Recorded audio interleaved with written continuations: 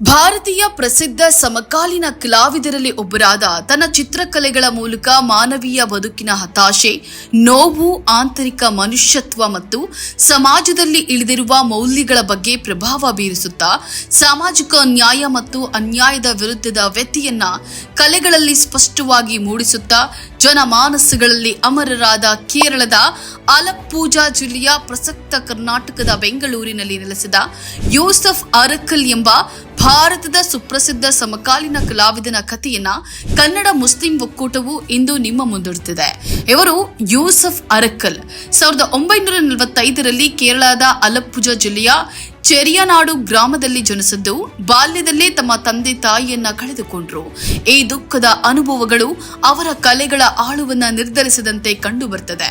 ಪ್ರಾಥಮಿಕ ಶಿಕ್ಷಣವನ್ನ ಕೇರಳದಲ್ಲಿ ಮುಗಿಸಿದ ಇವರು ತನ್ನ ಕಲೆಗಾಗಿ ಕನಸುಕೊಂಡ ಅವರು ಯುವಕನಾಗ್ತಿದ್ದಂತೆ ಬೆಂಗಳೂರಿಗೆ ಬಂದು ಅಲ್ಲಿನ ಕಲಾ ಪರಂಪರೆಯೊಂದಿಗೆ ತೊಡಗಿಸಿಕೊಂಡ್ರು.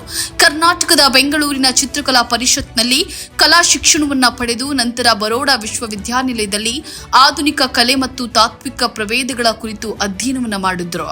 ಯೂಸಫ್ ಅರಕ್ಕಲ್ ಭಾರತೀಯ ಸಮಕಾಲೀನ ಕಲೆಗಾಗಿ ಜೀವವನ್ನೇ ಸಮರ್ಪಿಸಿದ ಕಲಾವಿದರಾಗಿದ್ದಾರೆ. ಇವರು ಭಾರತದ ಪ್ರಸಿದ್ಧ ಸಮಕಾಲೀನ ಕಲಾವಿದರಲ್ಲಿ ಒಬ್ಬರು. ಅವರ ಚಿತ್ರಕಲೆಗಳು ಮಾನವೀಯ ಬದುಕಿನ ಹತಾಶೆ, ನೋವು, ಆಂತರಿಕ ಮನುಷ್ಯತ್ವ ಮತ್ತು ಸಮಾಜದಲ್ಲಿ ಇಳಿದಿರುವ ಮೌಲ್ಯಗಳ ಬಗ್ಗೆ ಆಳವಾದ ಪ್ರಭಾವ ಬೀರುತ್ತವೆ.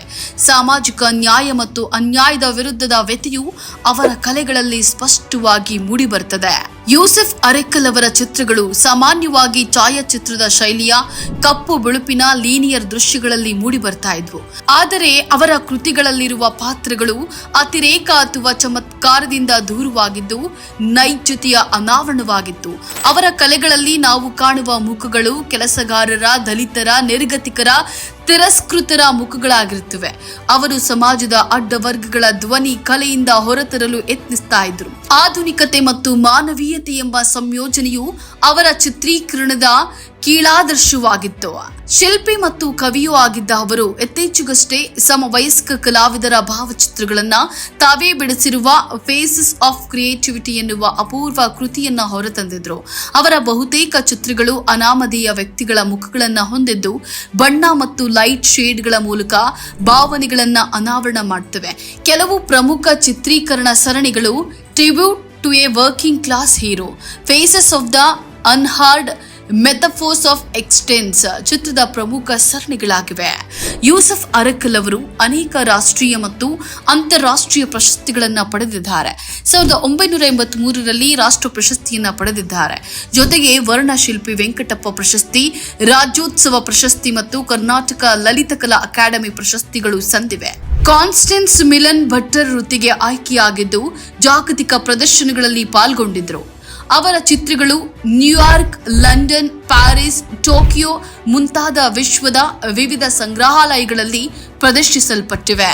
ಯೂಸಫ್ ಅರಕ್ಕಲ್ ಕೇವಲ ಕಲಾವಿದರಾಗಿ ಮಾತ್ರವಲ್ಲದೆ ಸಮಕಾಲೀನ ಕಲೆಯ ಪರಿವರ್ತನೆಯಲ್ಲಿ ಕ್ರಿಯಾತ್ಮಕವಾಗಿ ಪಾಲ್ಗೊಂಡ ವ್ಯಕ್ತಿಯಾಗಿದ್ದರು.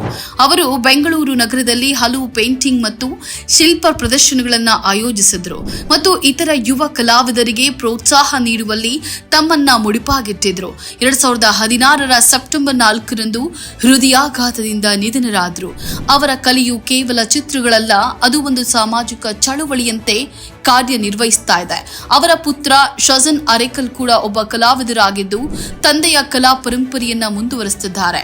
ಯೂಸಫ್ ಅರಕ್ಕಲ್ ಅವರ ಕಲೆಯು ಎಷ್ಟೋ ಮಂದಿಗೆ ಪ್ರೇರಣೆಯಾಗಿದೆ. ಅವರು ಬರೆದ ಕಲಾ ಭಾಷೆ ನಿಗೂಢವಾದ ಮನಸ್ಸಿನ ಆಳವಲ್ಲದೆ ಸಮಾಜದ ನೋವನ್ನ ಹೆಣೆಯುವ ಕವಿತೆಯಂತೆತ್ತು. ಅನಾಮಿಕರ ಮುಖಗಳಿಗೆ ನಾಮ ಕೊಟ್ಟ ಕಲಾವಿದ ಮತ್ತು ಮಾನವೀಯ ಮುಖಗಳ ಕಲಾವಿದ ಅಂತಲೂ ಕರೆಯಲಾಗ್ತದೆ. ಅವರ ಕಲಾ ಸಂಪತ್ತನ್ನ ಬೆಂಗಳೂರು ಮತ್ತು ಜಾಗತಿಕ ಕಲೆ ಪ್ರಪಂಚ ಸದಾ ಸ್ಮರಿಸುತ್ತದೆ. ಸಾರಾ ಅರಕ್ಕಲ್ ಗ್ಯಾಲರಿಯನ್ನ ಕೂಡ ನಡೆಸ್ತಾ ಇದ್ದ ಅವರು ತರುಣ ಕಲಾವಿದರನ್ನ ಪ್ರೋತ್ಸಾಹಿಸಲು ವಿಶಿಷ್ಟವಾದ ಮಾರ್ಗಗಳನ್ನ ಅನುಸರಿಸ್ತಾ ಇದ್ರು.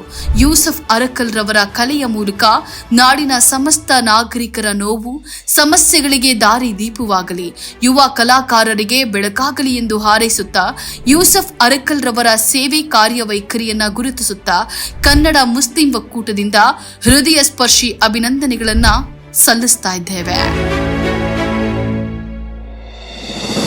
ಈ ತರಹದ ಕುತೂಹಲಕಾರಿ ಮಾಹಿತಿಗಾಗಿ ಕನ್ನಡ ಮುಸ್ಲಿಂ ಒಕ್ಕೂಟ ಫೇಸ್ಬುಕ್ ಪೇಜ್, ಇನ್ಸ್ಟಾಗ್ರಾಮ್, ಯೂಟ್ಯೂಬ್ ಅನ್ನ ಸಬ್ಸ್ಕ್ರೈಬ್ ಮಾಡಿ, ಲೈಕ್ ಮಾಡಿ, ಕಮೆಂಟ್ ಮಾಡಿ, ಶೇರ್ ಮಾಡಿ.